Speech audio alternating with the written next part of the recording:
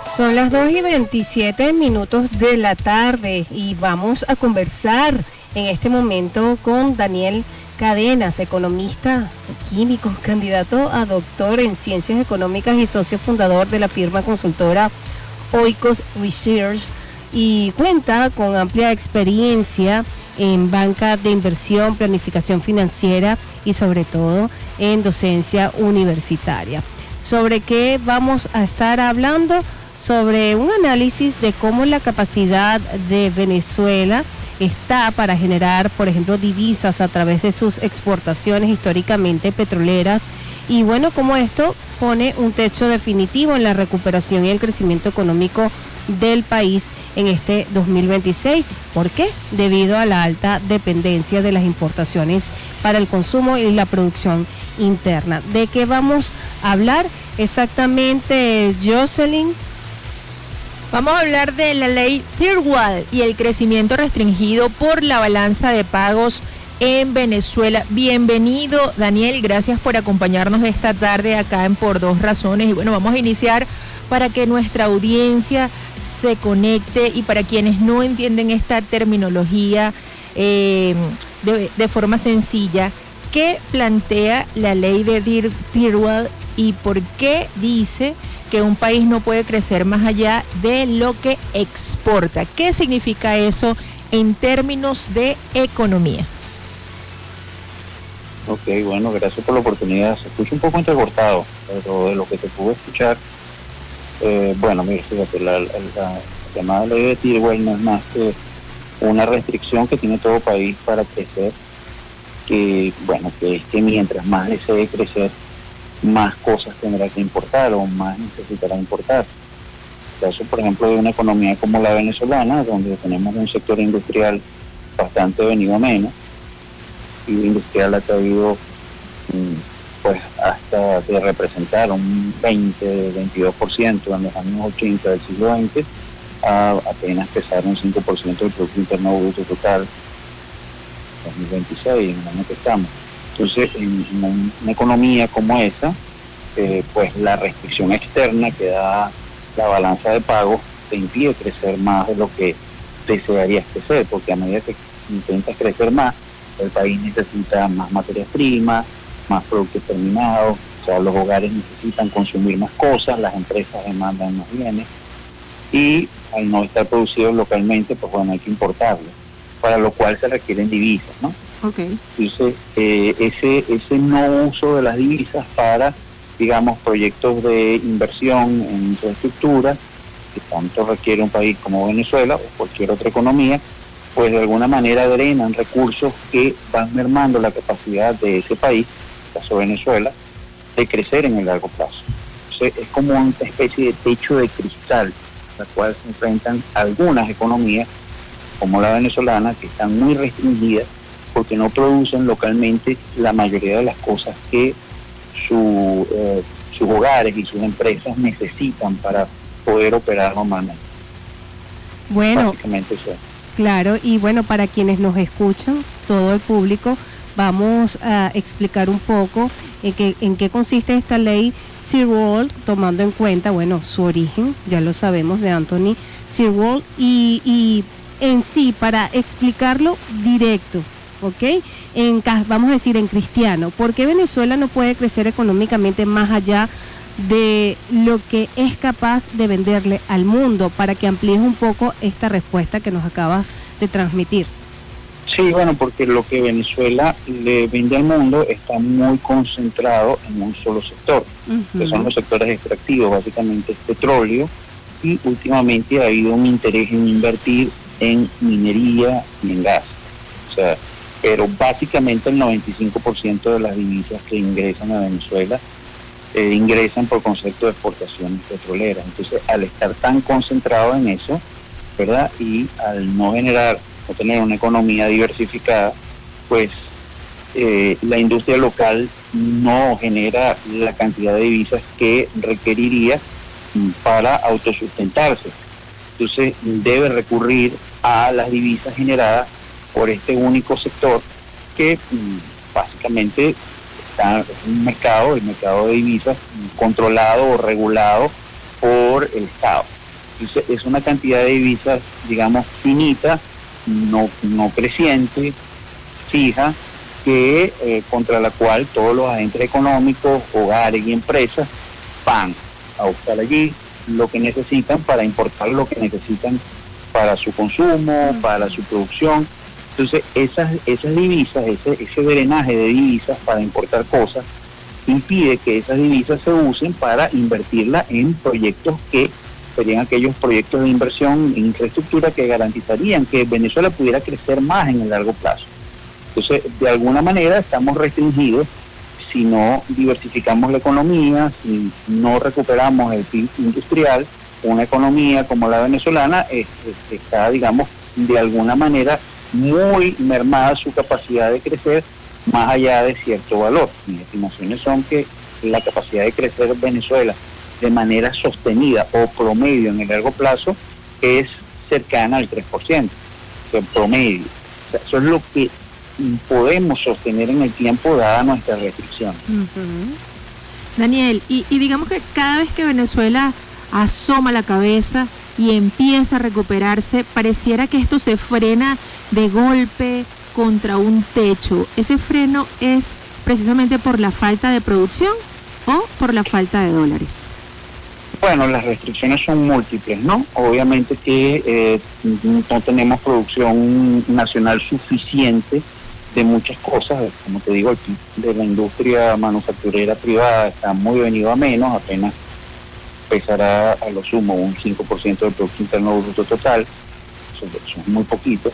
Entonces no producimos lo necesario, pero tenemos otras restricciones que nos impiden crecer en el corto plazo. La más obvia, sobre todo para ustedes que están en el interior, yo afortunadamente estoy aquí en Caracas un poco protegido de eso, es la restricción eléctrica. Otra restricción que juega en contra de los deseos de crecer más, porque para tú producir cualquier cosa necesitas energía eléctrica. Entonces, no hay producción sin electricidad, eso no existe.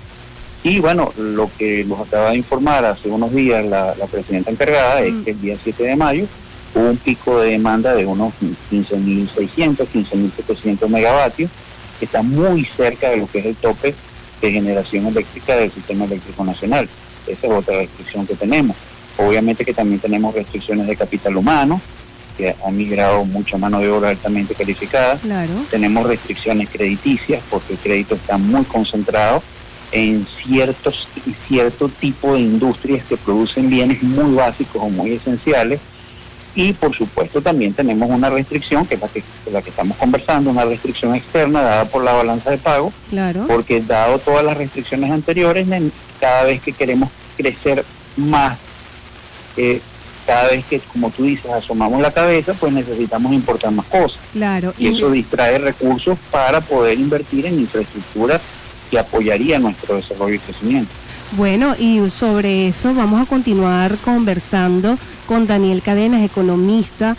Bueno, tiene dilatada trayectoria en distintos ámbitos y bueno, vamos a conocer en la próxima parte de esta entrevista de dónde van a salir, vamos a decir, esa productividad para sostener el consumo durante el 2026. Estamos hablando de balanza de pagos y entendiendo un poco este tema de la economía en nuestro país. En breve, vamos a conocer primero qué nos traen nuestros prestigiosos aliados comerciales y disfrutar de ese sonido de éxitos en primera fila.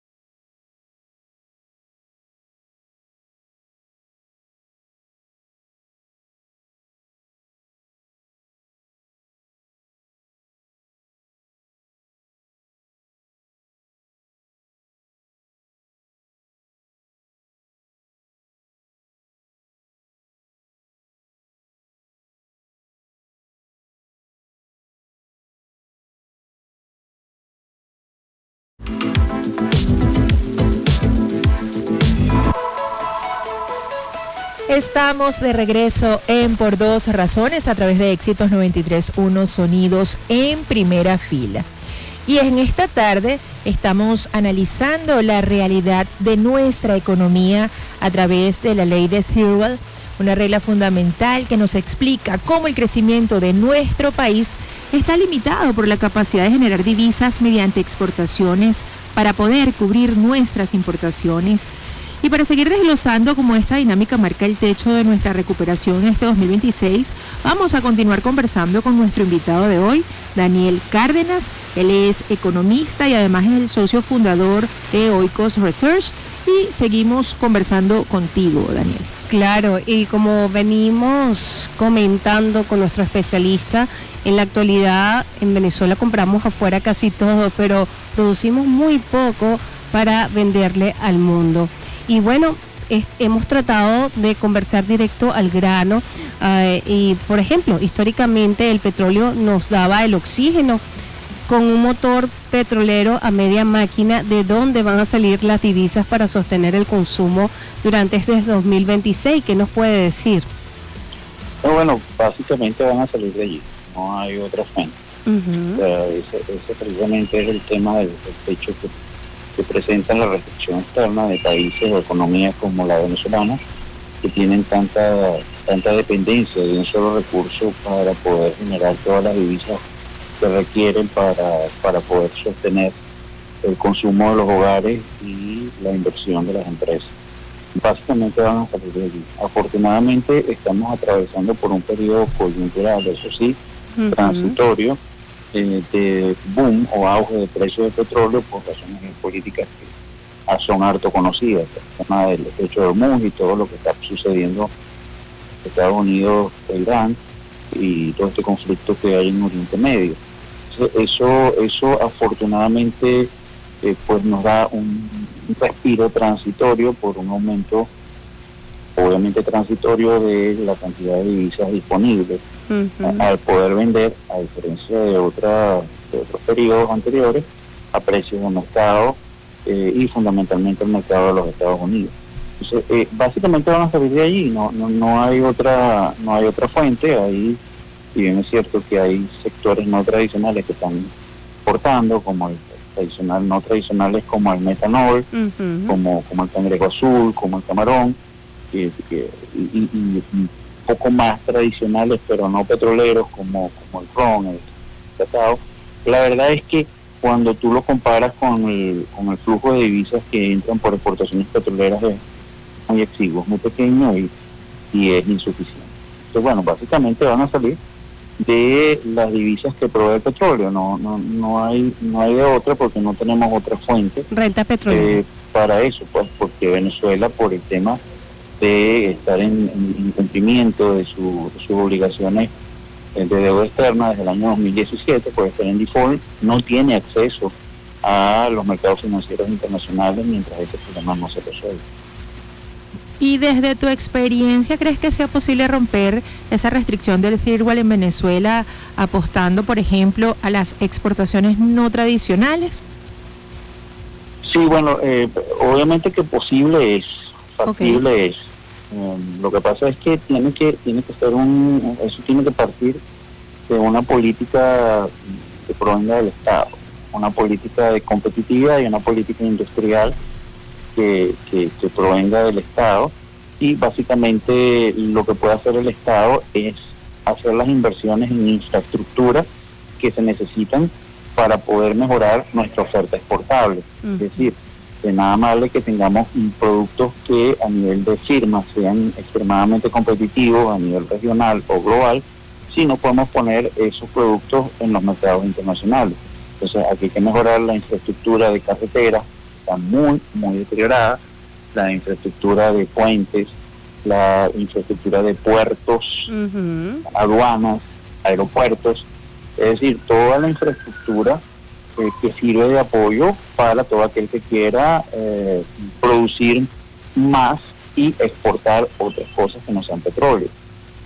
Ahí hay una tarea pendiente, eso por no hablar de las inversiones que tiene que hacer el Estado en infraestructura de energía, que ya lo mencionamos Claro, y todo el tema fiscal y aranceles y todo este ámbito. Pero ¿qué tiene que pasar en nuestro país para que exportar sea más fácil, que sea más atractivo y simplemente, o sea, que sea más atractivo que importar y vender? Desde tu experiencia como economista, ¿qué puedes sugerir? Bueno, fíjate, yo te voy a dar la respuesta canónica que da todo economista venezolano que ha vivido durante los últimos 60, 70 años, hemos vivido en esta economía, con la causa fundamental que podemos atribuirle esa falta de competitividad que tenemos para poder mejorar nuestra oferta exportable, que es el tipo de cambio. Eso es fundamental. Entonces nosotros no tenemos un tipo de cambio estable, que sea competitivo, que desincentive las importaciones e incentive las exportaciones. No lo vamos a lograr. No es el único factor. No es quizás mejorar la competitividad de Venezuela es un tema multifactorial, pero obviamente que eso es fundamental. Necesitamos hacer una reingeniería de nuestro sistema cambiario, de nuestro arreglo cambiario, para, entre otras cosas, estabilizar la economía, tener una inflación estable y también hacer más competitivos nuestros productos a nivel internacional, a nivel global, y desincentivar las importaciones e incentivar las exportaciones. Eso no es el único factor, pero como economista, digamos, es el más obvio, porque el tipo de cambio está a la raíz de muchos problemas en Venezuela, entre ellos la inflación alta y la falta de competitividad de nuestra manufactura. Eso es verdad.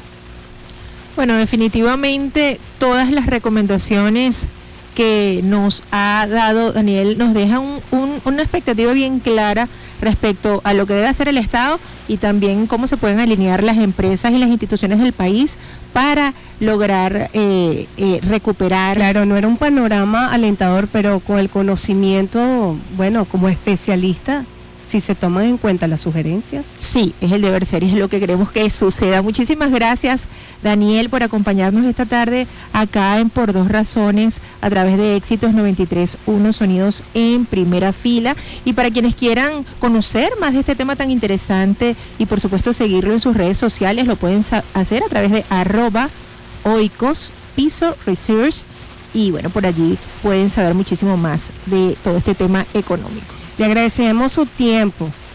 Con mucho gusto. Hasta la próxima. Son las 2:59 de la tarde y bueno, ya nos acercamos a la despedida por el día de hoy.